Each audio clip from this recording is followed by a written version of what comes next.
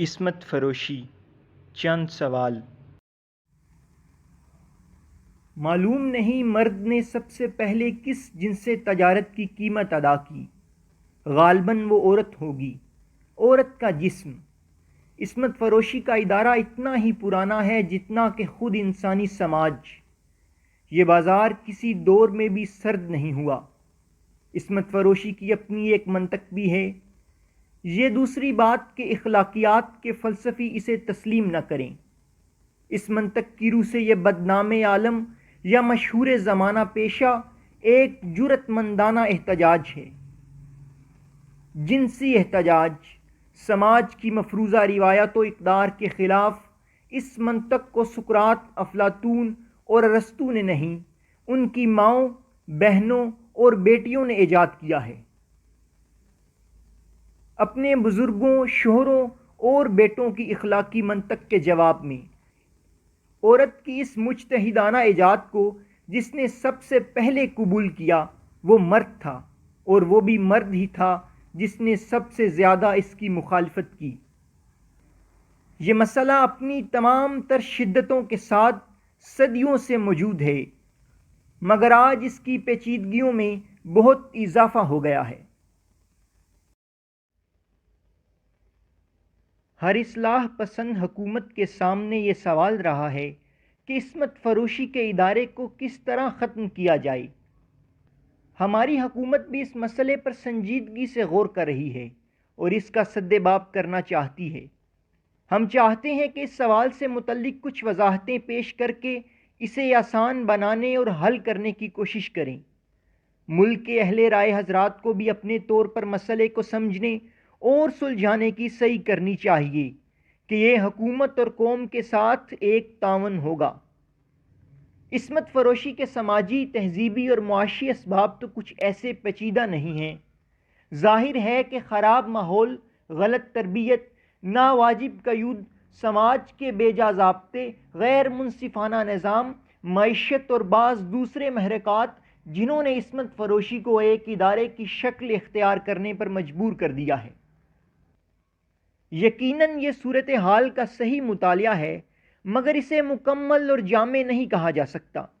مکمل مطالعے کے لیے ضروری ہے کہ ہم انسانی فطرت کی تنہائیوں میں بھی سفر کریں، اس لیے کہ عصمت فروشی ایک رجحان کی حیثیت سے خود انسانی فطرت سے تعلق رکھتی ہے۔ یہ خیال شاید غلط نہیں کہ مرد و عورت دونوں جنسی طور پر تنوع پسند ہوتے ہیں اور ان میں بسیار زوجی رجحان پایا جاتا ہے۔ ان کا جنسی جذبہ کسی ایک معمول اور مطلوب پر قناعت نہیں کر سکتا۔ کم از کم ذہنی اور نفسیاتی طور پر اس بات میں کوئی شک نہیں۔ یہ دوسری بات ہے کہ عورتوں کو سماجی ضابطوں کے زیر اثر عملاً ایک ہی شوہر پر قناعت کرنا پڑتی ہے۔ اگرچہ عصمت فروش عورتوں کے علاوہ ایک بڑی تعداد ایسی عورتوں کی بھی ہمیشہ موجود رہی ہے جو ایک مرد پر قانع نہیں ہوتیں۔ اگر یہ مطالعہ درست ہے تو پھر ہمیں کل انسانی سماج کو عصمت فروش قرار دینا پڑے گا۔ نہ صرف عصمت فروش بلکہ عصمت فروشی کا ایک منظم ادارہ۔ تو ایسی صورت میں مسئلہ اور بھی زیادہ غور طلب ہو جاتا ہے، کیونکہ اس حالت میں یہ تو ممکن ہے کہ ہم عصمت فروشی کے بازاروں کو بند کر دیں، لیکن کرۂ ارض کے ان تمام حصوں کو کس طرح کھرچ پھینکیں گے جہاں جہاں انسانی سماج موجود ہے۔ یہاں جو ان گنت سوالات پیدا ہوتے ہیں، ہمارا فرض ہے کہ ان کے ساتھ توجہ اور کشادہ پیشانی سے پیش آئیں۔ ایک سوال تو یہی ہے کہ اگر انسان جنسی لحاظ سے تنوع پسند، بسیار زوجی رجحان رکھتا ہے تو پھر تعداد ازواج پہ کیا اعتراض ہے، خاص طور پر جب کہ مرد اپنی بیویوں کے درمیان معاشی اور جسمانی انصاف بھی کر سکتا ہو۔ لیکن تصویر کا دوسرا رخ بھی ہے۔ فرق صرف یہ ہے کہ اس پر عورت کا نام لکھا ہوا ہے، یعنی عورتوں کو بیک وقت کئی شادیوں کی اجازت ہونا چاہیے۔ کیا یہ بات بھی پہلی بات کی طرح معقول اور مدلل نہیں؟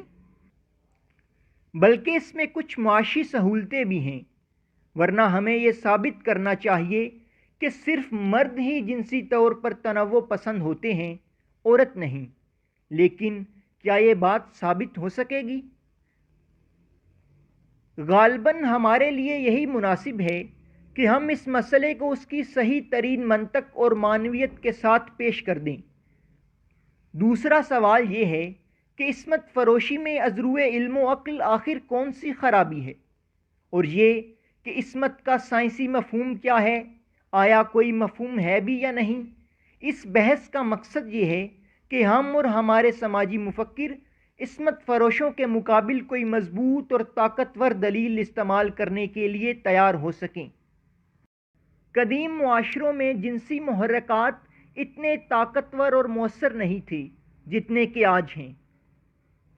عریاں رقص، ہیجان انگیز تصویریں، جذبات آفریں فلمیں، جسم و جمال کی نمائشیں، ان سب محرکات نے مل کر صنعتی دور کے پراگندہ خاطر انسان کو جنسی بحران میں مبتلا کر دیا ہے۔ دوسری طرف جدید زندگی کی ضرورتیں اور ذمہ داریاں ہیں جن کے پیش نظر شادی آج ایک مسئلہ بنی ہوئی ہے۔ خاص طور پر مشرق کی نوآزاد قوموں کے نوجوان آج غیر معمولی فرائض میں گھرے ہوئے ہیں۔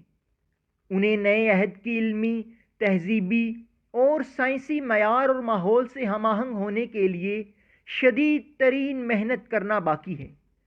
ایسے عالم میں وہ انتہائی سرگرداں ہی نہیں، ذہنی طور پر تنہا بھی ہیں، بلکہ صنعتی عہد کا ہر انسان اپنے مصروف ترین ہجوم کے درمیان تنہائی کی زندگی بسر کر رہا ہے۔ اس پرامبو تنہائی نے صنعتی سماج کو نفسیاتی طور پر سماجی اکائیوں میں بکھیر دیا ہے۔ تنہا تنہا، جدا جدا، ایک ایک آدمی وقت کے جزیرے ہیں۔ ان جزیروں کی خاموشیاں پکار رہی ہیں، تنہائیاں چیخ رہی ہیں۔ اس مشغول، اجنبی، حیران اور پرشور عہد کا انسان ہر فرد اور ہر شے سے جلد از جلد فراغت پا جانا چاہتا ہے۔ زندگی چل نہیں رہی، چھلانگیں لگا رہی ہے، دوڑ رہی ہے۔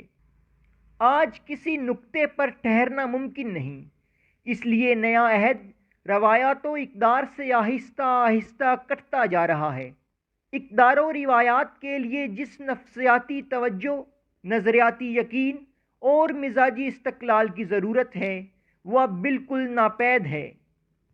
بظاہر فاصلے کم ہو گئے ہیں، انسانیت ایک برادری میں تبدیل ہو گئی ہے، جیسے سب ایک جمع سمٹ آئے ہوں، لیکن شخصیتیں سیاروں کی طرح ایک دوسرے سے بعید اور بیگانہ اور اجنبی ہیں۔ اس فضا میں خاندان کا ادارہ آہستہ آہستہ ختم ہوتا جا رہا ہے۔ ہمیں غور کرنا چاہیے کہ آیا آج ہمارا قدیم اور مقدس جنسی اخلاق برقرار رہ سکتا ہے یا نہیں؟ اب شادی مسئلے کا حل نہیں رہی، خود ایک مسئلہ بن گئی ہے۔ ہمارے معاشرے میں ایسے لوگوں کی تعداد بہت ہی کم ہے جو شادی کے معاشی تقاضوں کو واقعی پورا کر سکیں اور انہیں مزید الجھنوں کا شکار نہ ہونا پڑے۔ عصمت فروشی کے شرمناک اور قابل ملامت ادارے کو ہر قیمت ختم ہونا چاہیے، مگر کیا اس کے ختم ہو جانے سے سماجی پیچیدگیوں میں اضافہ نہیں ہو جائے گا؟ کہ ہم یہ نہیں دیکھ رہے کہ آنے والے زمانے میں عورت اور مرد شادی کی بجائے عارضی معاہدے کرنے پر مجبور ہوں گے۔ بہرحال ہم نے مسئلے کو اس کی پوری شدت کے ساتھ پیش کرنے کی کوشش کی ہے تاکہ اسی شدت کے ساتھ اسے حل کرنے کی سعی کی جائے۔